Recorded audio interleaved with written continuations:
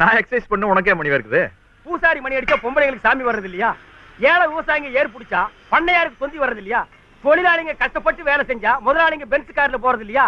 யாரோ ஓட்டு போட்டா யாரோ சொத்து சுகம் வாங்குறது இல்லையா? அது மாதிரி தான்ப்பா இதுவும். என்ன கம்யூனிசமா? கம்யூனிசம் தான், கம்யூனிசம் தான்டா. இதை தாண்டா பல பேர் மேடை ஏறி அடுக்கு மொழியில பேசுறாங்க.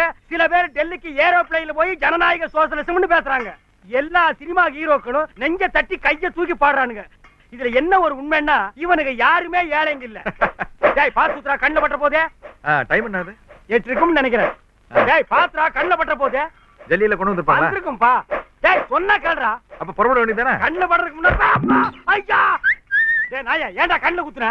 நீ என்ன புச்சா? சைக்கிள் ஓட்ட கத்துக்கிறது இருந்தா கீழே விழத்தான் செய்யும். மூஞ்சி வாயில ரத்தம் வரும். அப்பால எப்படி கத்துக்கிறது?